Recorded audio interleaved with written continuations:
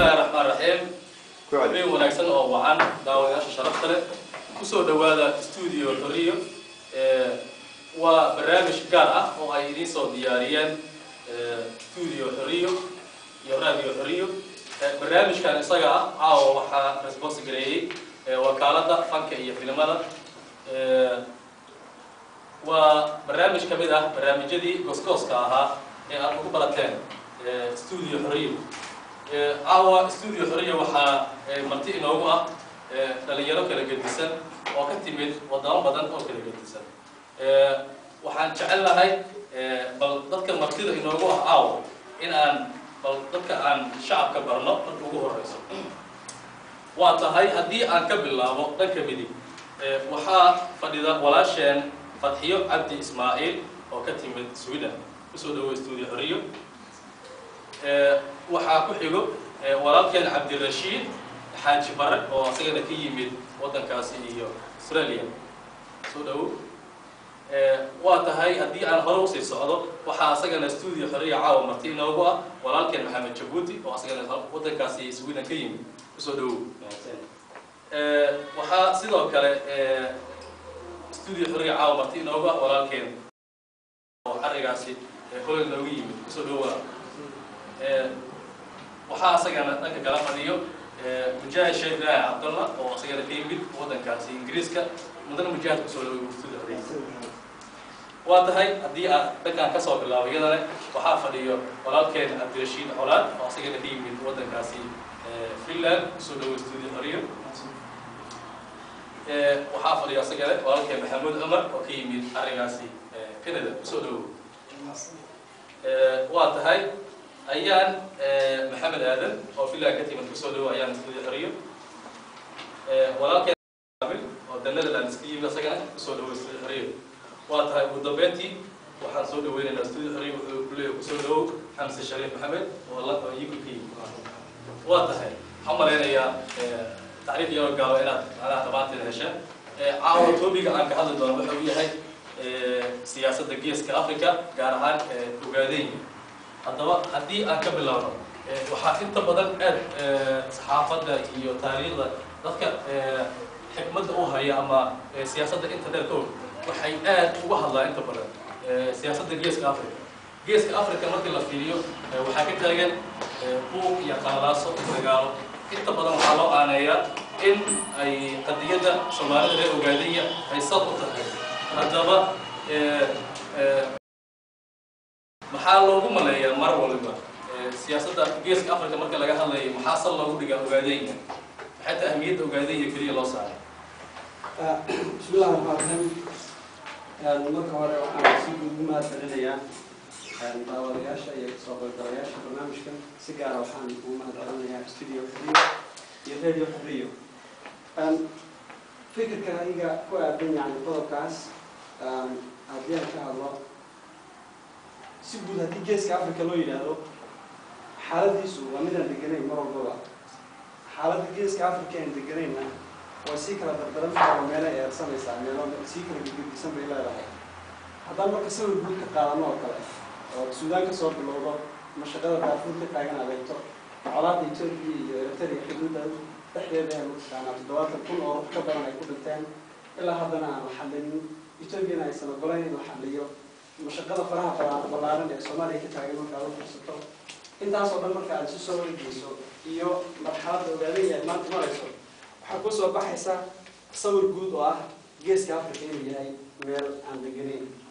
laga soo bilaabo ilaa dagaalkii labada adduunka wuxuu ahaa marka meel ay quwadihi caalamka isku haleeleen isla markaasna sidii isu haleelkii iyo gacan isku saarka u sii socdo si gaar haddaan marka ugu soo noqday yani specifically waxa lagu ka hadashay yani Ogaadenya waxa loo karaa Ogaadenya waa aasaaska mushkiladda geeska Afrika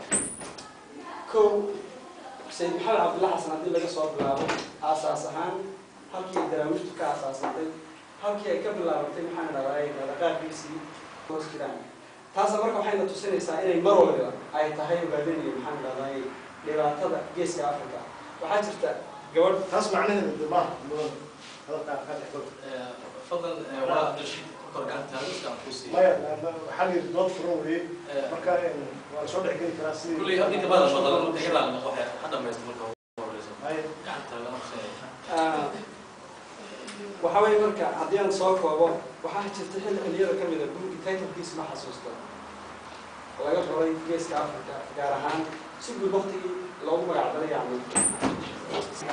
xarooyinka wadamada faraha badan ee Afrika ee xarooyinka waxay si gaar ah markaa ku siisay qadiyadda ogaanaysa halka waxa ka garanaysa marka ciidamada dalka Soomaaliya ilaa weligeed inay qadiyadda ogaanaysa waxanahay waxay oranaysaa marka maqaal taxta buugaas oo ahaa Afrika xubnaheedii qaybo ka jira oo qaybo fara badan oo kamid ah bulshada laakiin wadnaheeda buudiisu wali dhiig baa ka tifaya halkaas waxay ku tilmaamaysaa Afrika markay ogaadeen halkaas dhiig ka tifayo waxay ka dhigan tahay ilaa inta uu dhiig ka tifayo intii nawaaxiga ahayd ee ku garab deganayna dhiig waa ka sii tifaya laakiin marxaladda geeska Afrika waxaan qabaanay inay ku xiran tahay solution buuxa oo waliba siyaasadeed marka loo helo qadiyadda ogaadeen حل بحق وقالوا كمان واضح الشيء راجع معك وتاجين حل خلاص انت هذا waxaan mudanaha hadda isku khilaafsanahay macnaha ka khilaafsanay in ay ogaadeen buuda dhabta ah macnaha arrinta geeska Afrika ay ka gacan tahay inay tahay taas kuma khilaafsanay laakiin saqaabtu waa adeegsaday macnaha maadaama uu ka soo baxay macnaha Sayid Maxamed Cabdulla Xasan oo gobolkaas ka yimid sidaas darteed inay dadkaasi yihiin dad yaryar oo gumaysiin inay dadku u arkeen حاجة السودان أيو سوقاتي حاجة الدب ميسيا الله دجالماي وهرديدها وحاجة اللي مثلا إريتريا والله دجالم إثيوبيا صوت سنة مدة الله دجالم ميسي مركز دبر حمله قاضي معناه ذو حين إن دول كاسيين هرديد مركز واي وفوكس كوسامي معناه هرديد كأ وقاعدين يكليه أنا ناس معناه ما فسر يسوق ستة عمو فسر يسوق إن وقاعدين ينتهي ماشي كليه حلقة هين وقتها ولا المجاهد عند أيام كوتاجا مركب مقليسا ولكن المشكلة وحده يجي وقاعدين ومهمة وين جيش أفريقيا ولكن عبد الرشيد كلية ما مركب هذيك محل أمين سنتها عبد الرشيد كلية وقلب سنة عن سكول في الدولة هي ولكن بشير وصح مركب جيش أفريقيا لقاها الله يو أنت بدل وحلقها الله الصومالي لكن مركب في سماء جيش أفريقيا جيش أفريقيا وضلك كان جيبوتي إريتريا إثيوبيا السودان كينيا iyo Soomaaliya marmar waxa lagu soo daraa dalka Uganda marka laga hadlo goboleedka Iga sagaalkaas dal Suudaan 40 sano u dambeeyay dagaal baa ka jiray Soodka iyo North isku dagaalameen waana dagaal sida arinta ogaadeen oo kala waxa ka jiro dagaal yani resource loo dagaalamay Djibouti mucaarada ku kacsanaa intuu Soomaaliya galay maalin waa la dhameeyay laakiin still mucaarada ku jira Soomaaliya 20 sano u dambeeyay dagaal baa ka socda Uganda kooxda ku qarsanay ilaa ay istaarmi wadan kaliya ka degan geeska Afrika waa Kenya stable oo oran kara arrimahaas oo dhan ka fiiriso dagaaladaas oo dhan waxay mushkilad u xalinta la ogaadeen waxay midda u soo gali laadahay waa arrimaha geeska Afrika taagan Suudaan dagaal baa ka taagan aad bicna u soo jiitaa Eritrea waxa soo dhacay Ethiopia waxa soo dhacay mataqaana xuduud bay laakiin xuduudeedii caalamku dhan u soo jiitay marka walaalkay bashir waxa ku taageeray arinta ogaadeen waxay furo tahay marxaladda ama nabadda geeska Afrika Soomaaliya ma digi karto hadaan ogaadeen aan la hadlin qaar waa waxa jira adduunka ogaadeen waan tala fikirkada waxaan ku daray horta dhibaatooyinka waad ka warantay laakiin waxa isweydiin la maxaa keenay sababaha maxaa colaadda keenay muhiim u tahay geeska ogaadeen waxay u tahay dhibaatada waxa keenay gumeysiga waxaana keenay xagga xuduudaha marka laga hadlay dadkan khilaaf wada dhex dhigay waa la kala qaybiyay ummadii Soomaaliyeed iyo waa siyaabo loogu talagalay gumeysiga marka dhibka xuduudaha ayaa keenay xuduudana waxaan anaga codsaynaa markuu gumeysiga ka tagay in dad xaq u lahaa inay xuduudaan ee gooni istaagaan la kala qaybiyay si muran uu u galo deganaanshaha ogaadeenyana waxaa looga tagay xuduud aan sharciyeysan gumeysi midowna waa la hoos keenay marka aniga markaan xaaladda aan focus saarayno ogaadeen